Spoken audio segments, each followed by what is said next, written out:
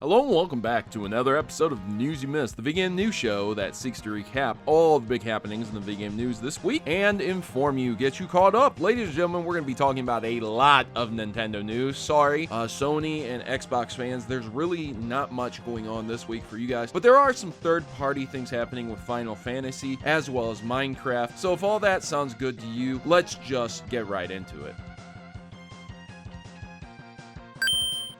I want to begin by saying that if you happen to want Pokémon Legends of Arceus, that game is the nice new open world Pokemon game that has been touted and announced as the newest entry in the series, and you want to pre-order it, you can get a bonus from various locations. But if you happen to select the Pokémon Center as your pre-order location, you will get a Arceus plushie. This is likely going to be the only way you can buy this, unless you want to buy it off somebody on eBay who's going to resell it, in which case then you'll probably pay a little bit more for it, or you can get it free through the pre-order. The only caveat is that if you know about pre-ordering, you might get the game a little bit later than everyone else, which is a shame since you're pre-ordering it because of shipping concerns and things like that. Either way, I'm sure there's going to be other cool bonuses at other places, but this is probably one of the best ones that you can get. In a reveal by Nintendo and Game Freak, they showed that there are two clans that apparently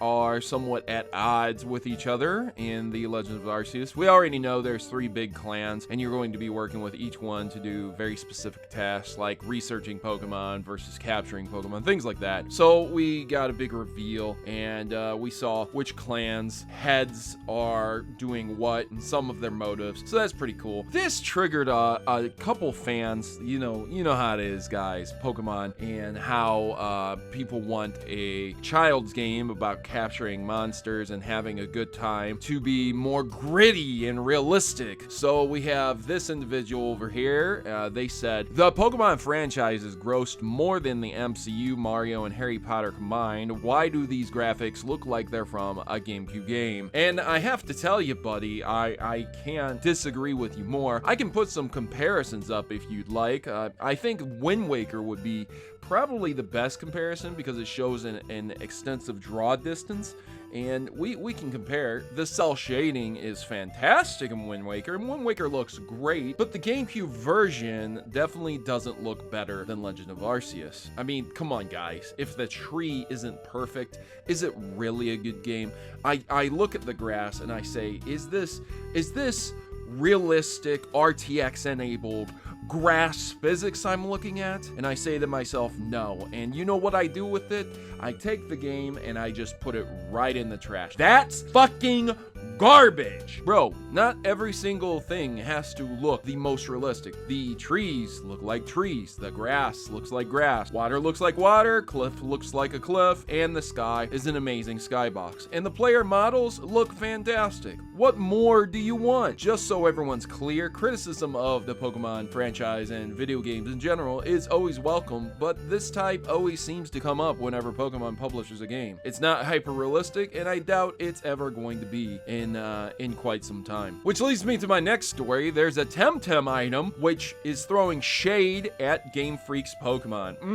Man, TemTem, I gotta tell you, you shouldn't throw rocks inside a glass house, my guy, because you're gonna shatter your own home. Yeah, nobody, and I mean nobody, is playing TemTem, bro. And you're going to talk shit about the highest grossing franchise. I just covered it. Anyway, I don't have to go into that, but man, it's a coward's cloak. That's what it's called. And it acts like Pokemon EXP Share, an item that you can put on something else to give it XP, and it doesn't have to do any work to get the XP, and it's called Coward's Cloak because a lot of fans don't like the EXP Share. They think it makes the game easier. But here's the thing. Game Freak sees the bigger picture, and even though a lot of hardcore fans are not happy with the series, they understand that casual fans have money too, and that casual fans would be more willing to play the game if the game is easier. And by putting an EXP Share in the game. It allows people to build teams without having to grind and farm XP when they get a new Pokemon, which keeps the flow of the game. With such competition these days, Game Freak realizes that they can't be wasting people's time by making them grind experience when they want to use a new Pokemon. So there you go.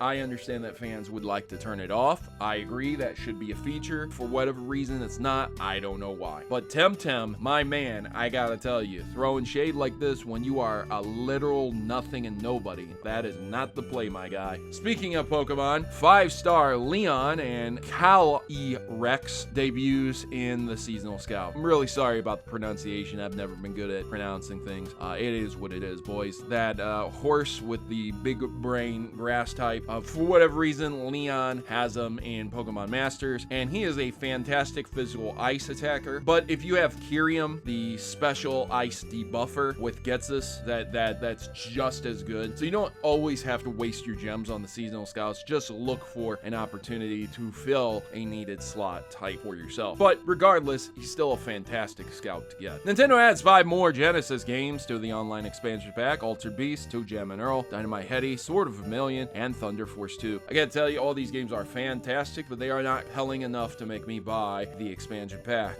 Either way, if you've never played these games, I strongly urge you to play them if you do have the expansion pack. And also, speaking of Nintendo Online, Fzero is coming to the SNES side. You guys love Mario Kart, you like racing games, Fzero is one of the top that have ever come out of Nintendo. Also, since we're talking about online and we're talking about these retro games, I recently found several SNES classics, and I'm going to be giving one away to a random fan. I've already posted this on YouTube community tab and over on Twitter, so if you're interested, just comment down below, make sure you're subscribed and like and share the video, and I'm sure I can get you entered in. I'll choose one random fan before Christmas and I'll send it out your way. This is also a modified SNES, so unlike the Nintendo Online, you don't have to wait or deal with what you got. You have pretty much like 300 plus Super Nintendo games on there. All the bangers, all the best ones are there, folks. Metroid Dread is Time Magazine's Game of the Year 2021. This is awesome, but I also would like to point out who the hell is reading Time Magazine as an avid gamer. Maybe some mature adults who have grown with the series, but again, it's a little bit strange that Time is going over video games. I don't know, I can't be the only one who thinks that, but let's just move on. Swing into action, Spider-Man and MJ outfits from Spider-Man No Way Home are now available in Fortnite. This is from Nintendo's side, but I'm sure they're available for like anyone who plays Fortnite in general, which also brings me to the Spider-Man movie, which is absolutely fantastic. I'm gonna keep it spoiler free, but I'm gonna tell you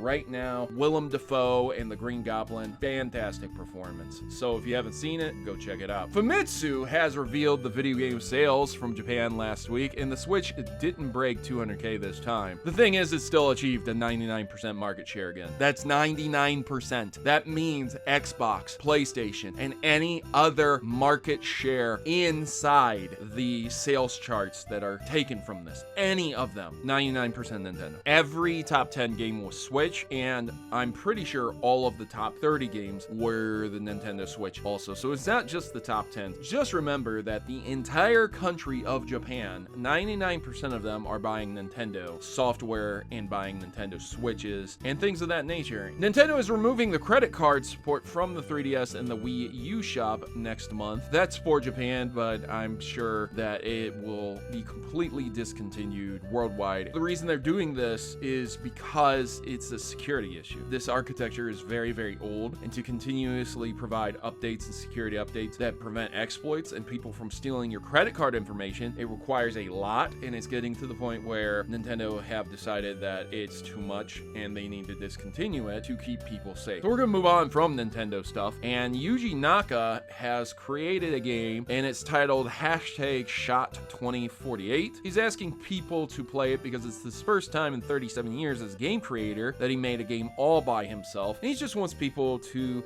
share the word that he's made this game. If you're wondering who Yuji Naka is, he is a former programmer, designer, and producer, and head of Sonic Team, which produced the original Sonic the Hedgehog series. So yeah, he does have a lot going for him. He has also led development on games like Nights into Dreams, Burning Rangers, Sonic Adventure, Phantasy Star Online, things like that he's an accomplished developer, and I'm sure a lot of people would be interested in that game. Star Wars fans are boycotting Quantum Dream's involvement in Star Wars Eclipse due to the company's past allegations with toxic work culture, racism, and sexism. If you investigate this, some of it was unfounded, some of it was founded, things like that. They took the necessary measures, and it is what it is. Some people want to boycott, some people don't. You should probably look into it before deciding a cultist hive mind attitude. So a guy has been mining out an entire Minecraft world for 4 years, and he's almost finished, which is insane. Look at this. This is nuts. Check into this, guys. I don't think a lot of people would